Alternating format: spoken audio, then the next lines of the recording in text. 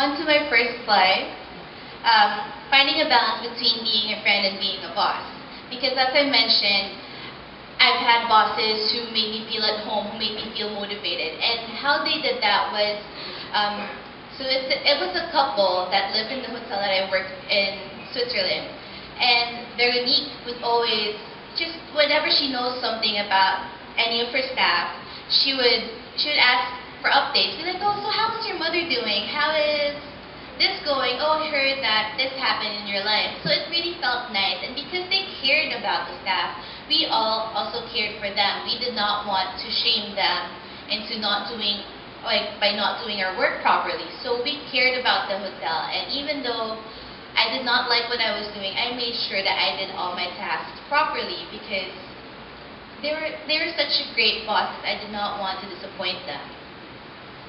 Whereas when I had the horrible bosses, even though it could have been a fulfilling job and it had so much potential, I just really couldn't bring myself to be as good of a worker. I actually found myself, wanting to clean toilets again instead of working on by the desk. So that's how I realized that I really wanted to be a friend. But at the same time, you can't just be a friend to your staff and just not set the strict protocol, because you also have to be a boss, because you're the one who's running the business. You're the one who has to tell them, this is how it's supposed to be, this is how it's supposed to work. And so if you have strict guidelines but then you still understand them, it becomes sort of a team. You sort of build a trust between yourself and your staff. And so I found that very hard to grasp, because because of my age, I was pretty close to the age of my staff. Like my servers would be around 20 to 29. Now, so I pretty much get along with them because we are the same age gap. And because I would tell them stories of, I would ask them about their lives, or I'd tell them stories about what was going on, just to be friends and just to get their trust as well. They became really lax. They thought that, oh, maybe I can just do whatever I want, and she won't really care because we were friends. We're friends. And when I noticed that happening, I just really had to learn to be stricter and to be more of a boss, because it also doesn't help them grow as professionals.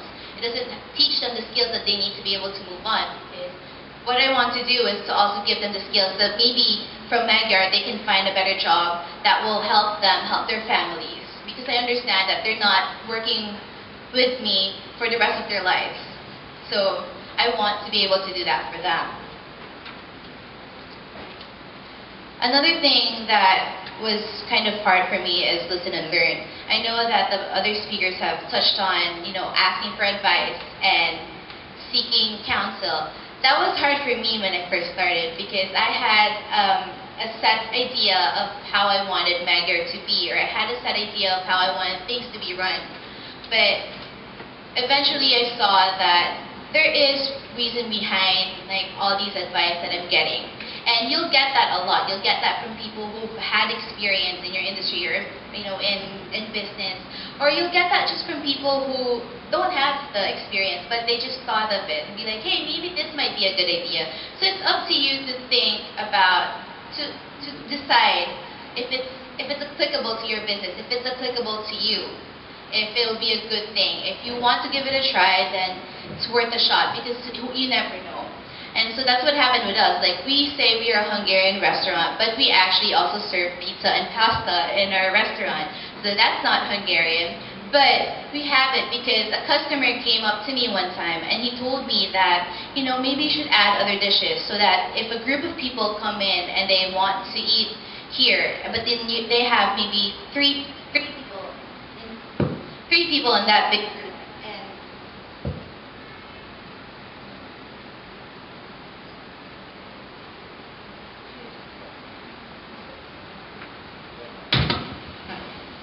Testing? Okay. So maybe 1 out of 5 isn't very willing to try a new cuisine. then that group won't make that person try something that they don't really want if they're not feeling up for it, because it's pakikisama.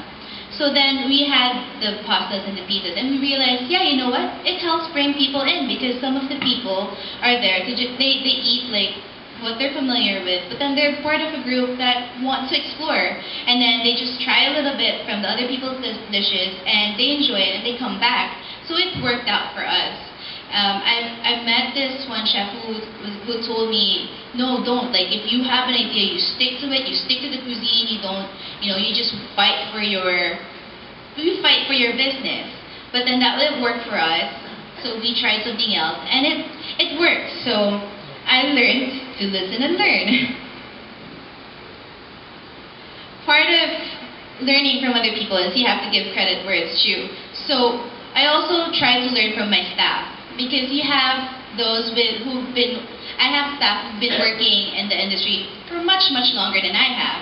So they've had experiences that I've never really experienced yet, and so I've always asked them, I've kept communications open, and because I've been open to listening to their opinions and their suggestions, they feel more part of the team. And actually, I brought these things. So this is something that I did initially, just because I did not want to print out menus with pictures yet, because we were still starting out, and my brother said, we'll be changing the food from time to time, so we'll see. So I didn't want to spend so much money on ink, and so my cheap self thought maybe we can come up with scrapbooks where they have pictures, and I figured it'd be a nice thing to have for the guests to look at, and maybe they can look around. They can look at it while they're waiting for their food as well. And I've also asked them. I've also put in some stories or like some little facts about Hungary, and I realized I can't do everything. So I asked my servers to make one. So each one of these, I have a lot more in the restaurant. They're made by the servers, and because they feel like they're so proud that they did this, they actually show the customer to be like, here, maybe you can take a look at this. And since it has like the little facts, and they're the ones who wrote the facts in there, they know what it is, so they can strike up conversations with the customers. So it's really nice, and because they do get the credit for that work that they've done, they're happy, and it's like a nicer atmosphere to work in. But also, when you give credit where it's due, you have to be accountable. You have to be accountable for the mistakes that you make. And as Regine mentioned, do not be afraid to make mistakes. Don't be afraid to make mistakes, and own up to your mistakes, because you can't. If you don't own up to your mistakes and you just keep on covering up and blaming other people, it's not going to help you. It's just going to worsen things. If you own up to it, you find solutions to fixing a problem. And also, you do it to set an example for your staff. You do it to set an example for everyone.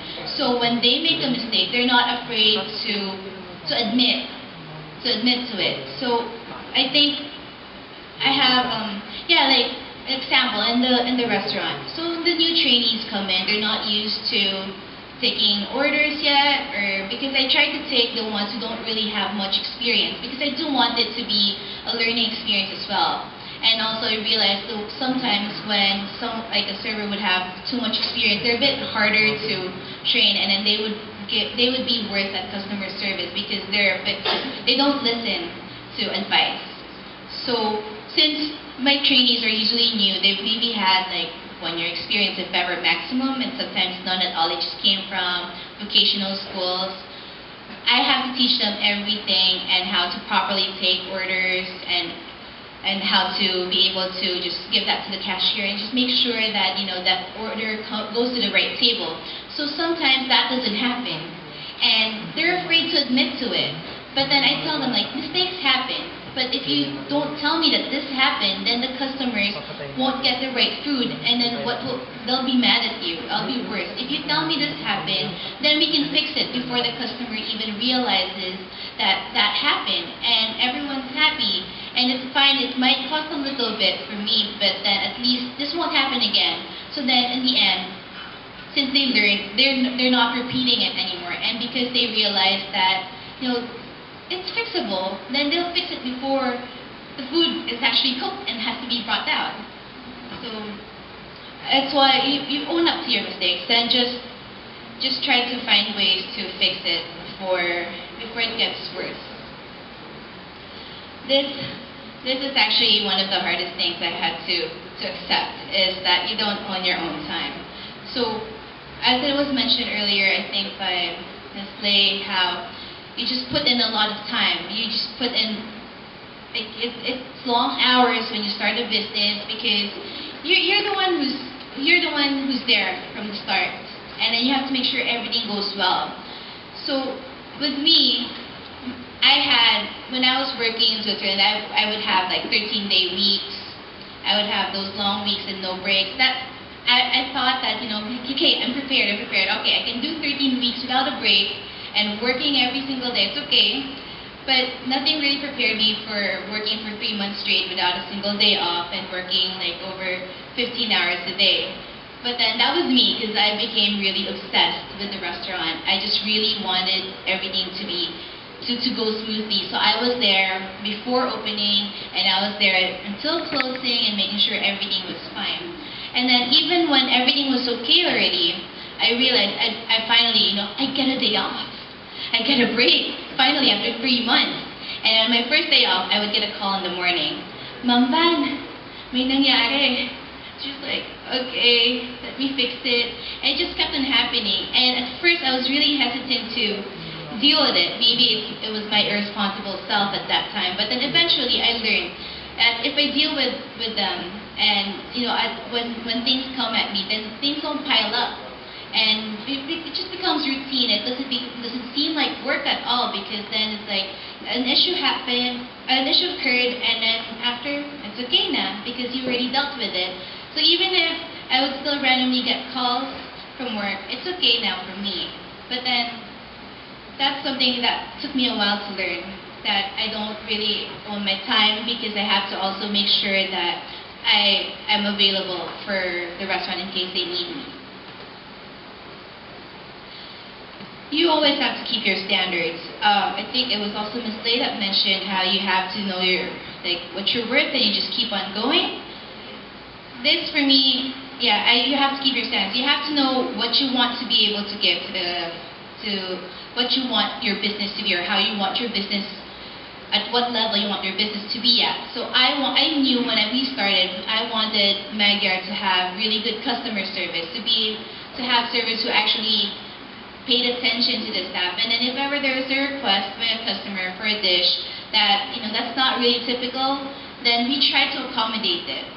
And that's how my brother and I really envisioned Magyar. We just wanted that. Like, it's like home, but then of course we charge you for food because it is a business, but we want you to feel comfortable. And eventually I realized that the standards were slipping. And why was this? It was because when I first trained my servers, I taught them formal service protocols. But then eventually I realized, okay, let's loosen up a bit, because it doesn't accommodate for a better flow for the restaurants.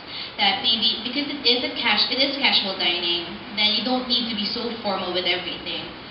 And then to show that I trusted them, I had the older servers train the new ones, and because I wasn't as strict with them with the standards, then they weren't so strict with their new colleagues, and it just kind of spiraled down. When I realized that this was happening, I had to take a step back and be like, no, let's go back up. This isn't how it's supposed to be, so let's fix it. So now I do random checks, and to make sure that the standard's there, and to make sure that they're taking care of everything. And they won't know what I'm checking up on any given day. Sometimes I can go a week and just let them be, but then sometimes I'm like checking on everything every single hour of every day. They don't know, so they know that they have to keep up their work and to just really focus on their tasks. This one, you have to be yourself. For me, I find pretending to be exhausting. And running a business is already draining enough. So I didn't want to put in an effort in pretending that I was someone who I wasn't. So I was, at that time, a 23-year-old girl who just graduated from college, who wanted to start a business, and I told them I also want to learn from them. I admitted to them up front, I'm like, these are my experiences. This is what I've done in the past. And so we all have to help each other to grow, because fine, I am one of your bosses, we are running the restaurant, we do own the restaurant, but you're part of a team. So tell me